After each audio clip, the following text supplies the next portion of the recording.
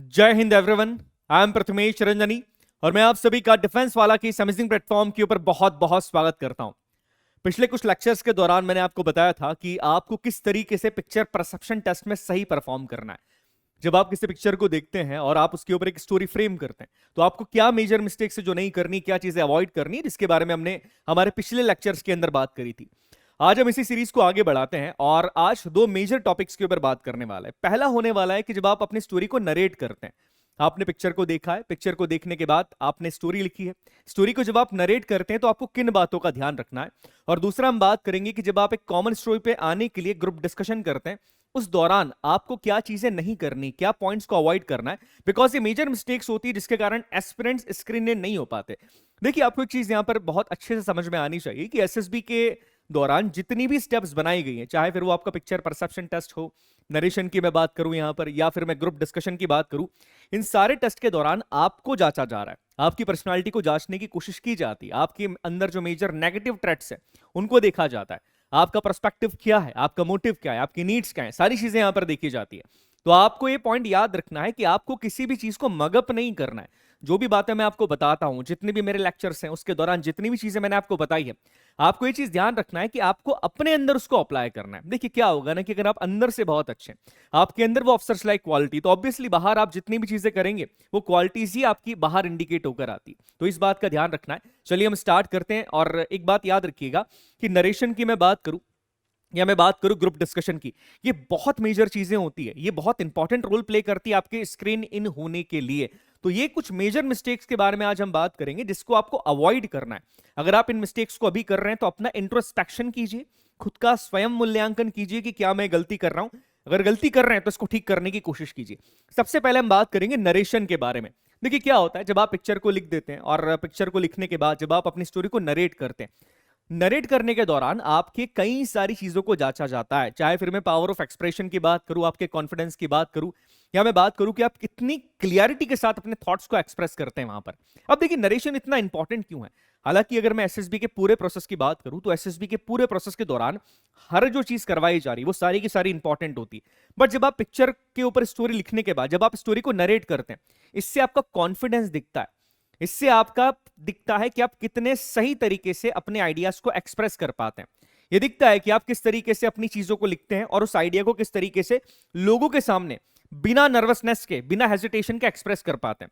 आपका कम्युनिकेशन के ऊपर कमांड भी इसके द्वारा दिख जाता है। तो कई सारी चीजें इसके द्वारा मेजर की जाती है। देखिए, एक सिंपल सा एक रूल अगर मैं आपको बताऊं कि स्क्रीन इन प्रोसेस के दौरान अगर आपका OIR है, ऑफिशियल इंटेलिजेंस रेटिंग टेस्ट, वो अगर 25% वेटेज रखता है, आपका पिक्चर परसेप्शन जब आप स्टोरी लिखते हैं तो वो 25% आपका वेटेज रखती है। आप जब स्टोरी को नरेट करते हैं वो भी आपका 25% वेटेज रखता है। और जब आप जीडी के अंदर जाते हैं, ग्रुप डिस्कशन के अंदर जाते हैं, वो चीज भी आपकी 25% वेटेज रखती है।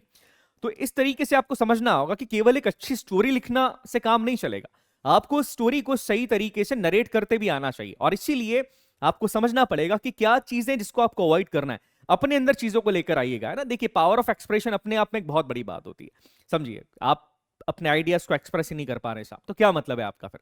तो ये पॉइंट याद रखिएगा। नरेशन के दौरान जो पहली चीज आपको ध्यान रखनी है वो ये है कि जब आप अपने नरेशन को दे रहे हैं, आप अपनी स्टोरी को नरेट कर रहे हैं, that time your voice should be louder than your normal voice. आपकी जो नॉर्मल वॉइस है उससे आपकी आवाज थोड़ी सी लाउडर होनी चाहिए, थोड़ी सी तेज होनी चाहिए।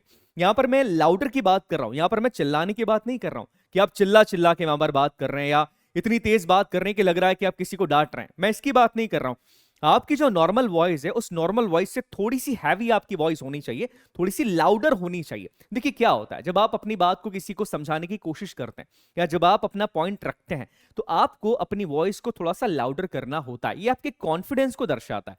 मैं यहां पर ये नहीं बोल रहा हूं कि आप किसी को सप्रेस करिए या आप सामने वाले को दबाने की कोशिश कर रहे हैं, बट आपकी जो वॉइस है वो लाउडर होनी चाहिए नॉर्मल वॉइस से। एग्जाम्पल के तौर पर देखिए, अभी मैं आपसे बात कर रहा हूं, मेरी वॉइस मेरी नॉर्मल वॉइस से थोड़ी सी लाउडर हो रही है यहां पर। इसका मतलब ये नहीं है कि मैं आपसे चिल्ला के बात कर रहा हूं। तो ये पॉइंट याद रखिएगा कि जब आप बहुत धीरे आवाज में बात करते हैं ना, तो ऐसा इंडिकेट होता है कि आप प्रेशर के अंदर है, आप अंडर कॉन्फिडेंट है। तो ये थोड़ी सी चीजें आपको ध्यान रखनी है कि जब भी आप बात करें, आप स्टोरी को जब नरेट करते हैं वहां पर, तो आपका जो नरेशन है वो थोड़ा सा लाउडर होना चाहिए आपकी नॉर्मल वॉइस से। इस पहले पॉइंट को याद रखिएगा। नेक्स्ट अगर हम यहां पर बात करें, दैट आर्टिकुलेट। आर्टिकुलेट का बेसिकली मतलब क्या होता है। देखिए, हर व्यक्ति का बात करने का एक तरीका होता है। अब इस तरीके के दौरान जब आप स्टोरी को नरेट करते हैं तो हम कई बार बहुत सारी मेजर मिस्टेक्स कर देते हैं, जिसमें पहली मिस्टेक होती है प्रोनाउंसिएशन की। आप शब्दों को सही तरीके से प्रोनाउंस नहीं कर पाते। क्यों प्रोनाउंस नहीं कर पाते? या तो आप हेसिटेट हो रहे हैं, या उस वर्ड को लेकर आप बहुत ज्यादा कॉन्फिडेंट नहीं है, या आप चाहते हैं कि मैं जल्दी से अपनी स्टोरी को कंप्लीट कर दूं। तो एक पॉइंट याद रखिएगा कि जितने भी शब्दों का इस्तेमाल आप अपनी स्टोरी के अंदर करते हैं, आप इस बात को इंश्योर कीजिए कि आप जब स्टोरी को नरेट करें तो सही तरीके से उन शब्दों को प्रोनाउंस कर पाए। अगर आपका प्रोनाउंसिएशन गलत गया तो एक क्वेश्चन मार्क लगा देता है आपकी एबिलिटी के ऊपर। तो पहला पॉइंट आपको ये ध्यान रखना है कि आप जिन भी शब्दों का यूज कर रहे हैं, जिन भी वर्ड्स का यूज कर रहे हैं, उनको सही तरीके से प्रोनाउंस कीजिए। सीधी सी बात है, इसके लिए आपको प्रैक्टिस करनी पड़ेगी। दूसरा होता है पेस ऑफ वर्ड। आप कितनी जल्दी वर्ड्स को बोल रहे हैं, आप अपनी स्टोरी को कितनी जल्दी कंप्लीट कर रहे हैं। देखिए क्या होता है, एक सीधी सी बात है, जब आप बहुत जल्दी अपने शब्दों को बोलते हैं, किसी लाइन को आप बहुत जल्दी कंप्लीट करते हैं, तो सामने वाले को आपकी बात समझ में नहीं आती है। आपका जो पेस है वर्ड्स का, आपका जो लाइन बोलने का पेस है, इट शुड बी मीडियम। वो मीडियम होना चाहिए, वो बहुत धीरे भी नहीं होना चाहिए, बहुत तेज भी नहीं होना चाहिए। बिकॉज जो व्यक्ति बहुत जल्दी जल्दी अपनी बात को खत्म करता है ना, तो ऐसा लगता है कि सामने वाला बहुत हेजिटेट है, वो बहुत अंडर कॉन्फिडेंट है, वो चाहता है कि जल्दी से मैं अपनी बात को कंप्लीट कर लूं। तो ये पॉइंट याद रखिएगा, जब भी आप अपनी स्टोरी को नरेट करते हैं, आपका जो बोलने का पेस है, जिस पेस के साथ आप अपने शब्दों को रख रहे हैं, अपनी स्टोरी को बोल रहे हैं, इट शुड बी मीडियम। वो मीडियम होना चाहिए, वो बहुत तेज नहीं होना चाहिए। इस बात का ध्यान रखिएगा। Next, sequence. कई बार क्या होता है कि एस्पिरेंट जब अपनी स्टोरी को नरेट करते हैं, वो सीक्वेंस को भूल जाते हैं। सीक्वेंस मतलब पहला वर्ड वो कहीं और बोल देंगे, दूसरी लाइन को पहले बोल दिया जाता है, तीसरी लाइन को लास्ट में बोल दिया जाएगा। आपको सीक्वेंस मैच करना पड़ेगा। और ये क्यों होता है? क्योंकि हम प्रेशर के अंदर होते हैं, हमें लगता है कि जल्दी से हमें अपनी स्टोरी को कंप्लीट करना है। तो ये पॉइंट आपको याद रखना है। पहला प्रोनाउंसिएशन, दूसरा आपके वर्ड्स का जो पेस है उसको मीडियम रखिएगा, तीसरा सीक्वेंस मत भूलिए। आप सीक्वेंस मत भूलिए कि मैं पहले ये बोलता हूं फिर ये बोलता हूं। Don't do that. आपने जिस सीक्वेंस के अंदर स्टोरी लिखी है, आप उसी तरीके से आप उसको बोलना पड़ेगा आपको। तो ये कुछ मेजर मिस्टेक्स है जो कई एस्पिरेंट्स करते हैं। इसके अलावा ये पिक्चर आपको दिख रहा है कि आप कई शब्दों को हम शॉर्ट फॉर्म में करने की कोशिश करते हैं। आई कैन नॉट को आप बोल देंगे आई कांट। ये सही नहीं होता। देखिए क्या होता है कि सुनने में चीजें बहुत अच्छी लगती है, बट जब आप अपनी स्टोरी को नरेट कर रहे हैं तो आप शॉर्ट फॉर्म्स के अंदर वर्ड्स को मत लिखिएगा।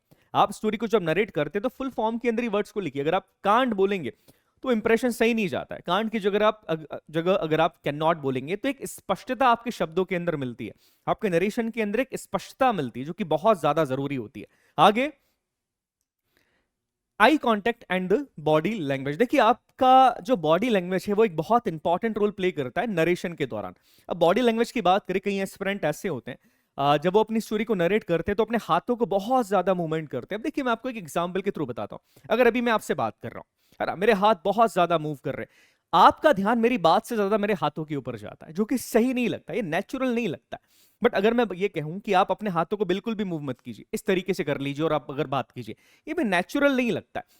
सीधी सी बात है, आप नेचुरल रहिए। कई बार क्या होता है कि जब हम अपने शब्दों को किसी को समझाने की कोशिश करते हैं, अपनी बात को किसी को समझाने की कोशिश करते हैं, तो अपने हाथों का हम बहुत पॉजिटिवली यूज कर सकते हैं। देखिए मैं पॉजिटिव यूज की बात कर रहा हूं, एक्स्ट्रा यूज नहीं करना है कि आप बिल्कुल हाथ हिलाते जा रहे हैं, इस तरीके से बात करते जा रहे हैं। एक लेवल तक, एक लिमिट तक नेचुरली जो आपका हैंड्स का मूवमेंट है आप उसको करिए, कोई समस्या नहीं है। क्योंकि कई बार कह दिया जाता है कि नहीं बिल्कुल ऐसे बैठ के आप बात कीजिएगा, इस तरीके से नरेट कीजिए, जो सही नहीं होता है। क्या होता है कि जब आप अपने हाथों को मूवमेंट करते हैं, हाथों को मूव करते हैं अपनी बात को समझाने के लिए, तो एक कॉन्फिडेंस आपका छलकता है। तो इसमें कोई समस्या नहीं है, बट ये ओवर नहीं होना चाहिए। तो ये बात याद रखना है। दूसरा, अगर हम बात करें आई कॉन्टैक्ट की, कई बार क्या होता है कि सामने जो असेसर बैठा है हम उसी को देखते रहते हैं, उनको देखकर अपनी स्टोरी को बोलने की बात करते हैं। तो देखिए ध्यान रखिएगा कि जब भी आप नरेट कर रहे हैं स्टोरी को, आप बोल रहे हैं अपनी बातों को, तो ये ट्राई कीजिए कि केवल एक डायरेक्शन में आप मत देखिए। आपके आसपास अगर लोग हैं, आपके आसपास आपके रेंज के अंदर आ रहे हैं, आप उनको देखिए, दैट इज फाइन, ये करिएगा। बट एक ही जगह घूर के किसी को देखना, सिर्फ उन्हीं की तरफ देखकर बात करना, ये चीज सही नहीं होती है। ये लगता है कि आप किसी प्रेशर के अंदर है। नेचुरल रहिए। देखिए जितना नेचुरल आप रहेंगे उतना बढ़िया आपके लिए रहेगा। अननेचुरल मूवमेंट्स आप करेंगे वो सही नहीं रहता। कई बार बता दिया जाता है कि नहीं ऐसे नहीं, ऐसे बैठो, ये करो, ये नहीं होता है। देखिए वहां पर एक इंसान को जानने की कोशिश की जा रही है, किसी रोबोट को जानने की कोशिश नहीं की जा रही है। आप जितना नेचुरल रहेंगे उतना प्रेशर फ्री रहेंगे। बिकॉज क्या होता है, आप एक्टिंग करने की कोशिश करेंगे तो आप अपने आप को कुछ और बनाने की कोशिश करेंगे कि नहीं मैं तो सुन के आया था कि ऐसा करना है वैसा करना है। Don't do that. आप जैसे आप वैसे रहिए। हाँ, आपको बहुत ज्यादा ओवर नहीं करना है कि हाथों का मूवमेंट बहुत ओवर कर रहे हैं या बिल्कुल भी नहीं कर रहे हैं, ये चीज सही नहीं होती। इतना कीजिए जिसमें आप कंफर्टेबल है, आप सही तरीके से अपनी बातों को कर पाए। तो ये एक पॉइंट याद रखिएगा, नरेशन के दौरान आपको ये चीज करनी है। Next, fake smile. ये बहुत बड़ा प्रॉब्लम है। सीख के आते हैं हम क्या कि साहब जब आप अपनी स्टोरी को नरेट करो ना तो बढ़िया स्माइल के साथ करिए। देखिए स्माइल क्या होता है, नेचुरली होती है। हमें आपसे बात कर रहा हूं तो नेचुरली कुछ पॉइंट्स के ऊपर मेरी स्माइल आ जाती है। अब एक होता है कि मैं पूरी स्टोरी नरेट कर रहा हूं और मेरे इस चेहरे के ऊपर एक फेक स्माइल है बिना किसी रीजन के, बिना किसी रीजन के। कई एस्पिरेंट्स होते हैं ऐसे, कहा जाता है कि स्माइल करिए, you are going to look confident. I knew, आप जब स्माइल करते हैं तो आप कॉन्फिडेंट दिखते हैं, बट उसके लिए यहां पर मैं फेक स्माइल का यूज नहीं करूंगा। अगर मैं कॉन्फिडेंट हूं तो वो मेरी बातों के साथ दिखती है चीज, ना कि मेरी स्माइल के साथ। आप करिए स्माइल, थोड़ी बहुत स्माइल, इट्स ओके, बट अगर आप बहुत ज्यादा स्माइल कर रहे हैं, फेक स्माइल को लेकर आ रहे हैं, जो क्लियरली दिख रहा है कि आपकी स्माइल फेक है, स्टोरी के दौरान आप बता रहे हैं कि साहब आपका हीरो जो है वो एक मुसीबत के अंदर है, वो एक्शन लेकर उस मुसीबत से बाहर जा रहा है, और आप बता रहे हैं कि हीरो प्रॉब्लम में और आप स्माइल करके बता रहे हैं उसको, कोई सेंस नहीं निकलता इस चीज का। तो ये पॉइंट याद रखिएगा कि फेक स्माइल से आपको बचना है। फेक स्माइल नहीं करनी कभी भी। जब भी आप स्टोरी को नरेट करते हैं, be real, be natural. Next point की अगर हम बात करें, that is the silent and sorry. अब साइलेंट एंड सॉरी क्या है? देखिए कई बार क्या होता है कि एस्पिरेंट जब अपनी स्टोरी को बोलना शुरू करते हैं तो बीच में कई मौकों पे वो साइलेंट हो जाते हैं, स्टोरी को भूल जाते हैं, याद नहीं होता है कि आगे क्या बोलना है। उसके बाद जब स्टोरी को शुरू करते हैं तो शुरू करते हैं सॉरी के साथ। बार बार किसी वर्ड को अगर सही प्रोनाउंस नहीं किया तो वो सॉरी बोलेंगे, किसी वर्ड को आगे पीछे कर दिया तो उसको फिर से सॉरी बोलेंगे। ये सही नहीं होता है। पहली बात, साइलेंट आपको नहीं होना है। स्टोरी अगर आपने लिखी है तो आपको पता होना चाहिए कि आपने क्या लिखा है। ये दिखाता है कि आपका सेंस ऑफ, कह सकते हैं कि आपकी सेंस ऑफ अवेयरनेस बिल्कुल कम है। आप खुद स्टोरी लिख रहे हैं, आपको खुद को ही नहीं पता कि मैंने क्या लिखा है। आप जब किसी चीज को लिखते हैं तो एटलीस्ट क्या लिखा है आपको पता होना चाहिए। दूसरा, बार बार आप सॉरी का यूज कर रहे हैं। आपने कोई प्रोनाउंसिएशन गलत कर दिया, उसके लिए आपने सॉरी बोल दिया। आप किसी लाइन को भूल गए, उसके लिए आपने सॉरी बोल दिया। ये इंप्रेशन आपका सही नहीं जाता। ये लगता है कि यार ये जो एस्पिरेंट है ये बहुत अंडर कॉन्फिडेंट है, प्रेशर को झेल नहीं पा रहा है, और ऐसी एस्पिरेंट्स को फिल्टर आउट करने के लिए प्रोसेस बनाया गया। तो इस चीज से बचिएगा, बहुत ज्यादा सॉरी वर्ड का यूज नहीं करना है। और ये ध्यान रखिए कि साइलेंट मत होइए। आपकी जो स्टोरी है आप उसको एक ही बार में कंप्लीट कीजिए, टाइम के अंदर कंप्लीट करना है। 60 सेकंड्स का अगर टाइम दिया जा रहा है तो 60 सेकंड्स के अंदर अपनी स्टोरी को नरेट करने की कोशिश कीजिए, सही वर्ड्स के अंदर, कॉन्फिडेंस के साथ, बिना हेजिटेट हुए, बहुत ज्यादा हैंड्स के मूवमेंट को किए बिना। इस तरीके से अगर आप नरेशन करते हैं ना तो आप डेफिनेटली स्क्रीन इन हो जाएंगे। देखिए एक बात समझिएगा कि नरेशन बहुत ज्यादा मेजर रोल प्ले कर रहा है। आपका पावर ऑफ एक्सप्रेशन, आपका कॉन्फिडेंस, आपके अंदर किस तरीके से किसी बात को कहने की क्षमता, ये सारी बातें इससे पता लग जाती है। तो आपको इस चीज के लिए अपने आप को अभी से तैयार करना पड़ेगा। जितनी प्रैक्टिस करोगे, जितनी मेहनत करोगे, वहां उतना प्रेशर कम होगा। बिकॉज क्या होता है ना, कई लोग ऐसे होते हैं जो जिनको स्टेज फोबिया होता है, जो बात नहीं कर पाते लोगों से। अब वो पहली बार एसएसबी के अंदर जाते हैं, इतने सारे लोग मिल गए जिनसे पहली बार मिले हैं, पहली बार असेसर्स को देख रहे हैं। जब नरेशन की बारी आती है तो मुंह से शब्द नहीं निकलते हैं, सॉरी बोलना शुरू कर देते हैं, साइलेंट हो जाते हैं। इससे बचने का केवल एक तरीका है कि आप प्रैक्टिस कीजिए। जितना आप प्रैक्टिस करेंगे उतनी ये चीज आपके लिए ज्यादा अच्छी रहेगी। आगे बात करते हैं फेल टू स्विच बैक। देखिए फेल टू स्विच बैक का मतलब बेसिकली है क्या? कई बार ये होता है कि एक्सेप्टेबल होता है कि जब आप अपनी स्टोरी को नरेट कर रहे हैं तो कई बार ये कह दिया जाता है कि कुछ पॉइंट्स आप हिंदी में बोल देते, बिकॉज आपको वर्ड्स नहीं मिलते, आप हिंदी में बोलना शुरू कर देते हैं। दैट इज फाइन, बट आपको वापस से इंग्लिश पे आना होता है। बट कई बार क्या होता है एस्पिरेंट कि हाँ ठीक है साहब, हिंदी में मैंने बोलना शुरू करा, अब मैं पूरी स्टोरी हिंदी में ही बोल दूंगा। ये नहीं चलेगा।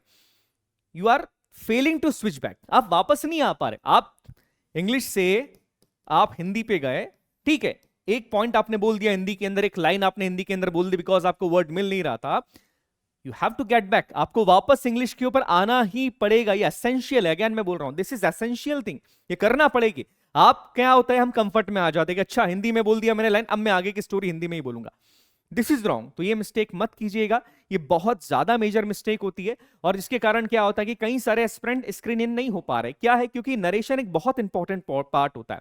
अब नरेशन ही आप सही तरीके से नहीं कर पाएंगे, आप इस तरीके से जो छोटी छोटी मिस्टेक्स करते हैं, तो ये आपके कॉन्फिडेंस के ऊपर एक क्वेश्चन मार्क लगा देता है। और याद रखिएगा कि अगर आप स्क्रीन इन नहीं हो पाए तो कैसे आप एसएसबी के अंदर रिकमेंड हो सकते हैं। तो ये कुछ मेजर चीजें थी जिसके बारे में आपको ध्यान रखना है। अब आगे हम बात करते हैं जीडी के बारे में। आपने अपनी स्टोरी को नरेट कर लिया अपने हिसाब से, इसके बाद आपका ग्रुप डिस्कशन होता है। इस तरीके से एस्पिरेंट्स बैठे होते हैं, अपनी स्टोरीज को नरेट करने के बाद 10-15 का ग्रुप बना होता है और आपका जीडी शुरू हो जाता है, ग्रुप डिस्कशन शुरू हो जाता है। जीडी शुरू होने से पहले बेसिकली आपको इंस्ट्रक्शन दिए जाते हैं कि आप सभी को मिलकर एक कॉमन स्टोरी के ऊपर आना है। याद रखिएगा, what is the goal of GD? Group discussion का गोल क्या है कि आप सबको मिलकर एक कॉमन स्टोरी के ऊपर आना है। और यहीं पर बहुत ज्यादा मेजर मिस्टेक्स होती है। और मेजरली जो साइकोलॉजिकल ट्रेट्स हैं आपके, वो सारे के सारे यहां पर दिख जाते हैं। नेगेटिव ट्रेट्स की बात कर रहा हूं, एग्जाम्पल के तौर पर हेजिटेट होना, एंग्री होना, प्रेशर की सिचुएशन का सामना ना कर पाना, अंडर कॉन्फिडेंट होना या ओवर कॉन्फिडेंट होना, ये सारी चीजें यहां पर दिख जाती। अब प्रॉपरली अगर मैं सीधे तौर पर बात करूं कि अगर आपकी स्टोरी सही नहीं है, अगर आपने गलत परसेप्शन किया है, परसेप्शन कैसे किया जाता है ये मैंने बताया आपको बहुत अच्छे तरीके से, पीपीएनडीटी वाले वीडियो के अंदर जाकर आप देख सकते हैं कि स्टोरी के अंदर मेजरली क्या मिस्टेक्स करते हैं और क्या चीजें देखी जाती है, किस तरह की स्टोरी आपकी होनी चाहिए।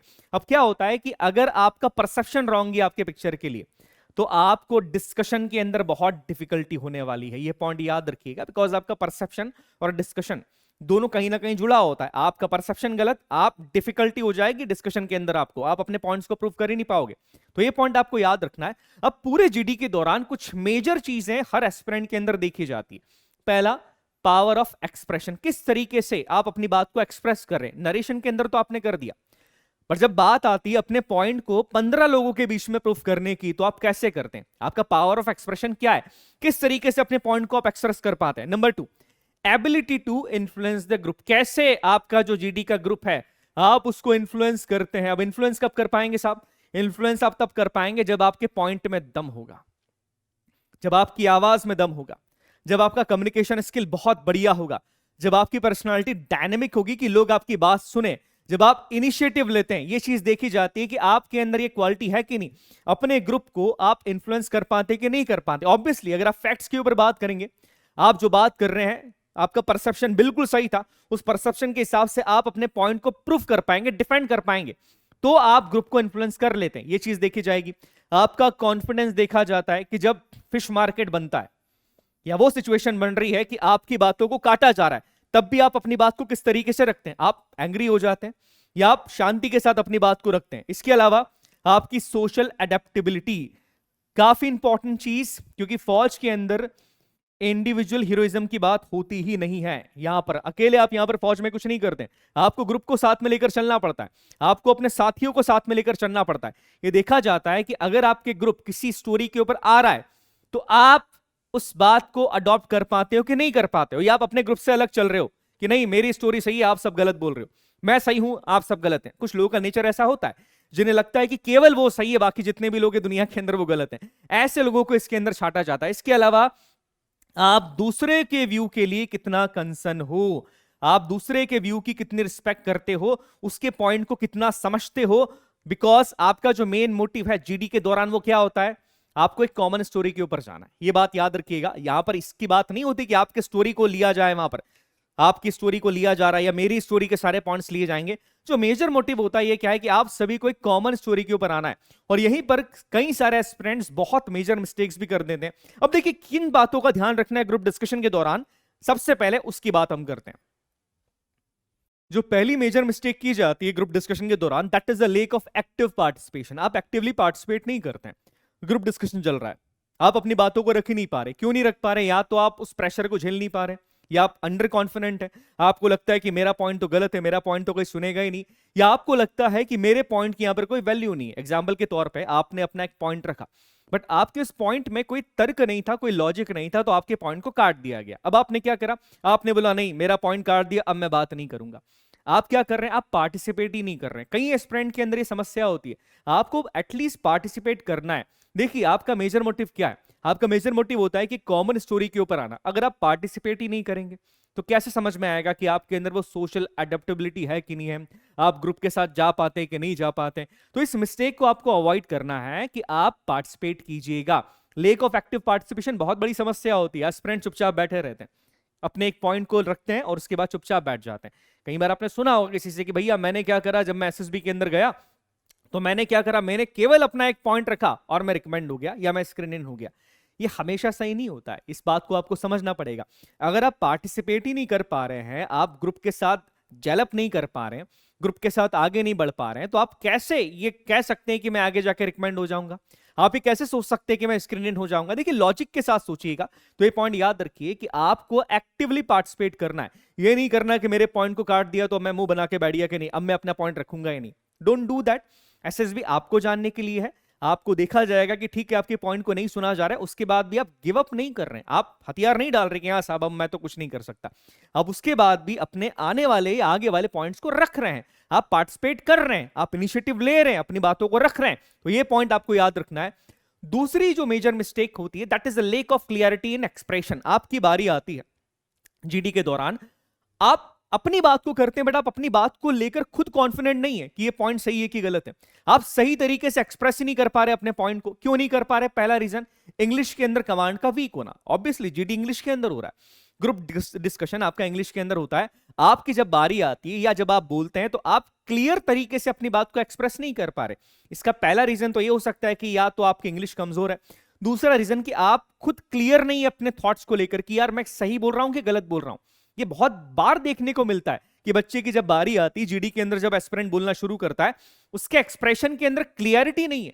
वो जो शब्द बोल रहा है, वो जो बात बोल रहा है, वो तर्क संगत होती नहीं है, वो कहीं और की बात करता है। तो ये पॉइंट याद रखिएगा कि lake of clarity in expression ये बहुत बड़ी समस्या होती है। आप जीडी के अंदर जब अपनी बात को रखते हैं, सही शब्दों में, कम शब्दों में रखिए और बार बार एक ही बात को रिपीट मत कीजिए। बच्चे क्या करते हैं कि पड़ोसी ने बात बोली, उसी को सपोर्ट करते रहते हैं और अगेन उसी बात को जब उनकी बारी आती है तो बोल देते हैं। आप खुद का कोई पॉइंट नहीं बोल रहे हैं। आप क्या करना चाहते हैं कि नहीं, मैं चाहता हूं कि मैं ग्रुप के साथ चलूं, तो मैं भी वही पॉइंट बोल रहा हूं जो कि मेरे पड़ोसी ने पहले इनिशिएट करके बोल दिया है। बार बार उस पॉइंट को केवल मैं सपोर्ट करता हूं कि yes he is right, yes he is right. Don't do that. यहां पर आपका कोई इनिशिएटिव नहीं दिख रहा है और दिखता है कि साहब आप क्लियर नहीं है अपने खुद के थॉट्स के लिए, आप केवल दूसरे के थॉट के सारे आगे बढ़ना चाहते हैं। तो इस बात को अवॉइड कीजिएगा टोटली। अगली जो एक मेजर समस्या है, ignoring group dynamics. Ignoring group dynamics का मतलब क्या होता है? आपके ग्रुप का मेजर मोटिव क्या होता है कि आप सभी को एक कॉमन स्टोरी के ऊपर जाना है। अब आपका ग्रुप डिस्कशन के दौरान आपका ग्रुप एक स्टोरी की तरफ बढ़ता जा रहा है, बट आप क्या कर रहे हो? आप चाहते हो कि नहीं मेरी जो बात है केवल उसको सुना जाए। आप ग्रुप के डायनेमिक्स को नहीं समझ रहे हैं, ग्रुप क्या चाह रहा है, ग्रुप इस ओर जाने की बात कर रहा है, बट आप अकेले रिजिड हो जाते हो कि नहीं मेरी ही बात को सुना जाए। भले ही आपकी बात तर्क संगत नहीं है, आप स्टोरी के अंदर जो पॉइंट लाना चाहते हैं उसको पहले ही काट दिया गया बिकॉज आपकी स्टोरी के अंदर लॉजिक नहीं था, आपका परसेप्शन बड़ा रॉन्ग जा रहा था। आप इग्नोर करते हैं ग्रुप के डायनेमिक्स को, आप दूसरों को सपोर्ट नहीं कर रहे हैं। आप क्या करना चाहते कि नहीं सिर्फ मेरी बात यहां पर मानी जाए। ये एक मेजर प्रॉब्लम होती है। देखिए आप समझिएगा what is the common goal for this group discussion. एक कॉमन गोल इसमें यहां होता है कि आप सभी को एक कॉमन स्टोरी के ऊपर ही जाना है। तो ग्रुप के डायनेमिक्स को इग्नोर मत कीजिएगा।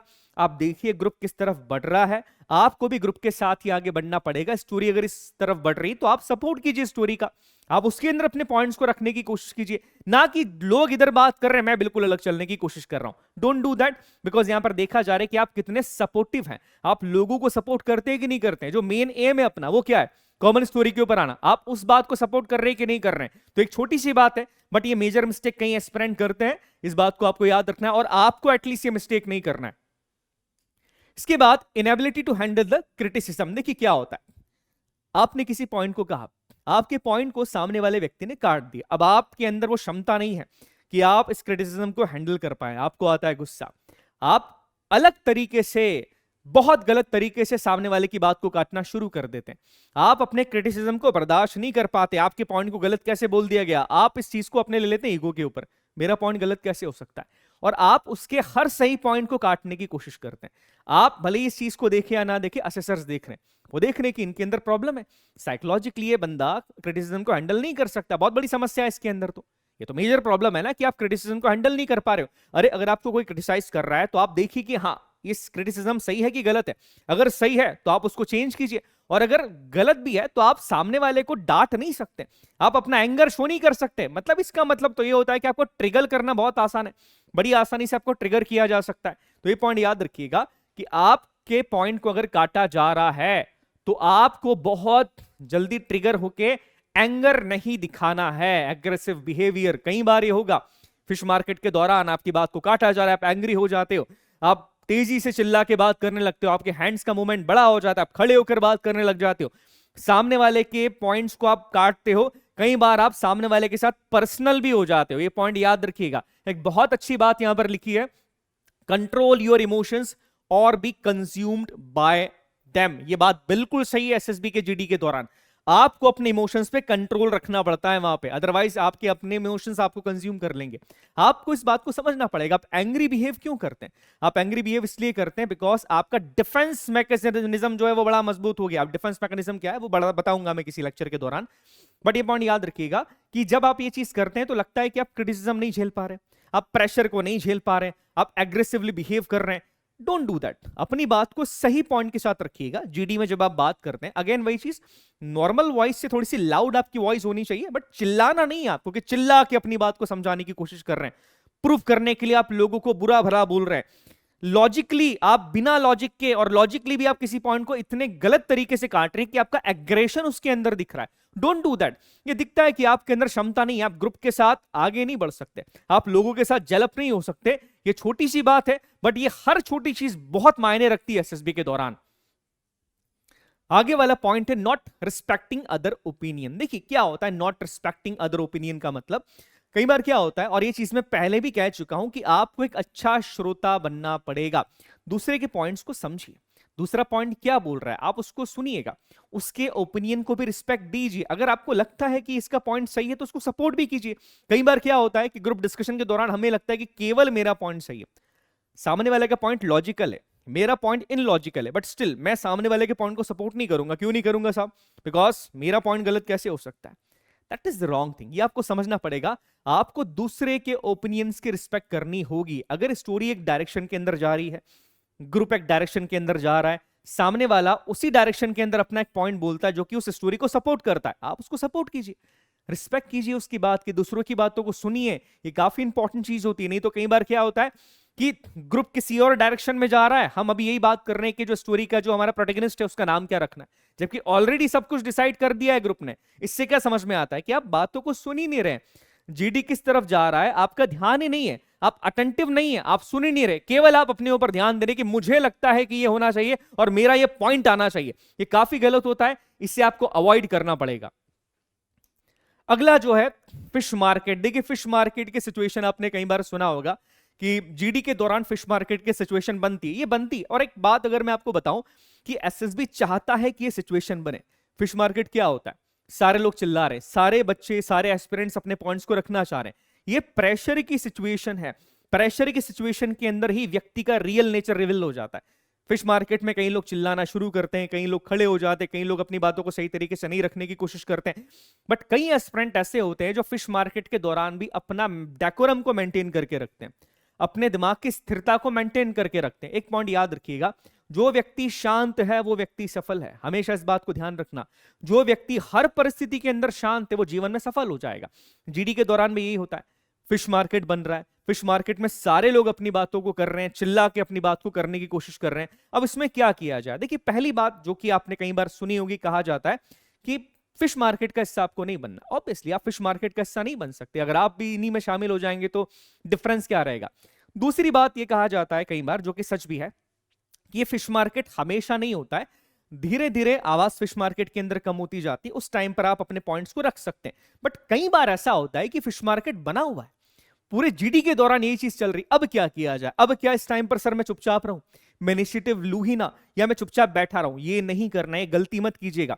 आप अपने पॉइंट्स को रखिए, उस समय पर भी ट्राई कीजिए अपने पॉइंट्स को रखने का, बट एक डेकोरम के साथ, चिल्ला के नहीं, एग्रेशन के साथ नहीं, अपने उस पीस को मेंटेन करते हुए, अपने आप को काम रखते हुए, एक नॉर्मल वॉइस के साथ आप अपने पॉइंट्स को रखिए वहां पर। बिकॉज अगर आप फिश मार्केट के अंदर भी आप इन्वॉल्व नहीं हो रहे हैं, बट आप अपने पॉइंट्स को भी नहीं रख पा रहे हैं, तो इसका मतलब ये होता है कि उस प्रेशर के सिचुएशन के अंदर आप अपने आप को कंट्रोल नहीं कर पाए, या आप उस प्रेशर के सिचुएशन के अंदर दब गए, आपने गिव अप कर दिया। मैं ये कतई नहीं बोलूंगा कि फिश मार्केट के अंदर आप उसका हिस्सा बन जाओ, नहीं, मैं इसकी बात नहीं कर रहा हूं। एटलीस्ट सही तरीके से अपने पॉइंट को रखने की कोशिश कीजिए, that is really important thing. And believe me, fish market, SSB चाहता है कि फिश मार्केट हो जाए, बिकॉज रियल नेचर तो तभी रिवील हो रहा है ना आपका। That is real important point, याद रखिएगा। छोटी छोटी बात है, बट एसएसबी के दौरान ये चीजें बहुत ज्यादा इंपैक्ट छोड़ती हैं। Next, the art of denial. देखिए आर्ट ऑफ डिनायल का मतलब बेसिकली क्या होता है? अगर आप सामने वाले के पॉइंट को काट रहे हैं, सामने वाले के पॉइंट को काटने का एक तरीका होता है। आप डायरेक्टली ये नहीं कह सकते हैं कि आपका जो पॉइंट है ये टोटली रॉन्ग है। एक तरीका होता है, सामने वाले को आपको सही तरीके से एड्रेस करना पड़ता है। आप जीडी के दौरान किसी भी व्यक्ति के पॉइंट को जब काटते हैं तो उस पॉइंट को काटने का आपके पास एक लॉजिकल रीजन होना चाहिए कि आपका ये पॉइंट सही क्यों नहीं है। व्हाट इज द रीजन, आपको रीजन बताना पड़ेगा। अगर आप मुझसे कुछ कहते हैं कि सर ये चीज ऐसी है, मैं आप बोलता हूं कि नहीं बेटा ये चीज ऐसी नहीं है, क्यों नहीं है, व्हाट इज द रीजन, ये रीजन मैं आपको बताऊंगा, तब जाके आप सेटिस्फाई होते कि हाँ ये चीज सही है। और ये चीज बहुत जरूरी होती, नहीं तो कई बार क्या होता है कि हम सामने वाले के पॉइंट को केवल इसलिए काटते हैं बिकॉज हमें लगता है कि हमारे हिसाब से पॉइंट सही नहीं था, बट उसका कोई लॉजिकल रीजन नहीं होता है। तो याद रखिएगा, अगर आप किसी के पॉइंट को काट रहे हैं तो उसको काटने का भी एक तरीका है। वहां पर डायरेक्टली आप उसके पॉइंट को मना नहीं कर सकते हैं, एक लॉजिक के साथ आप उससे बात करते हैं। पोलाइटली तो मैं नहीं बोलूंगा, आप एक लाउडर वॉइस के साथ, ऑब्वियसली जो आपकी नेचुरल है उसी के साथ आप बात करते हैं, बट एक तरीका होता है सामने वाले के पॉइंट्स को काटने का, इस बात का भी आपको ध्यान रखना है। Next, controlling the group. कई बार क्या होता है, कई एस्पिरेंट्स ऐसे होते हैं जो ग्रुप को कंट्रोल करना शुरू कर देते कि अब आप बोलेंगे, अब आपकी बारी है, अब आपकी बारी है। ये कहा जाता है कि एक लीडर की क्वालिटी होती है कि वो ग्रुप को इन्फ्लुएंस करके उस ग्रुप को कंट्रोल करना शुरू कर देता है। कई मायने तक ये चीज सही भी है, बट कई मायने तक ये चीज गलत भी है। अगर आपका ग्रुप नहीं चाह रहा है कि आप उनको कंट्रोल करो, तो आप उनको कंट्रोल क्यों कर रहे हो? पहली बात, you are no one to controlling the group. आप ग्रुप को कंट्रोल नहीं कर सकते। आप अगर मैनेज कर रहे हैं वो बात अलग है, मैनेज भी आप तब कर सकते हैं जब सामने वाले व्यक्ति आपकी बात सुन रहे हो, ये पॉइंट याद रखिएगा। और मैनेज करने का भी एक तरीका होता है। जब आप किसी ग्रुप को मैनेज करते हैं तो वहां पर एग्रेशन नहीं होता, वहां पर अथॉरिटी नहीं होती, बिकॉज आपके पास अथॉरिटी नहीं है कि आप उस ग्रुप को कंट्रोल करो। इस बात को समझिएगा, मैनेज करना और अथॉरिटेटिवली कंट्रोल करना दोनों में बहुत डिफरेंस होता है। ये उतना ही डिफरेंस है जो कि एक बॉस और एक लीडर में होता है। वहां तुम एक बॉस की तरह बिहेव करोगे तो वो गलत है, हाँ एक लीडर की तरह बिहेव कर रहे हो तो ये चीज सही है। बिकॉज जब एक लीडर बिहेव करता है तो लीडर की बात सारे लोग सुनते हैं। ये पॉइंट याद रखिएगा। ग्रुप को कंट्रोल करने की कोशिश मत कीजिए अननेसेसरी, ट्राई कीजिए। अगर आपको लगता है कि आप कुछ हेल्प कर सकते हैं वो आप करिए, बट एक लीडर की तरह, ना कि एक बॉस की तरह, क्योंकि बॉस की तरह करोगे तो चीजें गलत हो जाएगी। आपकी लैंग्वेज भारी हो जाती है, आपकी आवाज में तेजी आ जाती है, आप एग्रेशन के साथ बोलना शुरू कर देते हो। That is totally wrong. तो ये पॉइंट याद रखिएगा। इन सारी चीजों को आपको ध्यान रखना है। अगर आप जीडी के अंदर सही तरीके से परफॉर्म करते हैं तो आपके स्क्रीन इन होने के चांसेस काफी ज्यादा बढ़ जाते हैं। चलिए मैं ऐसे ही किसी अगले सेशन के अंदर आपसे मिलता हूं। तब तक के लिए जय हिंद, जय भारत, भारत माता की जय।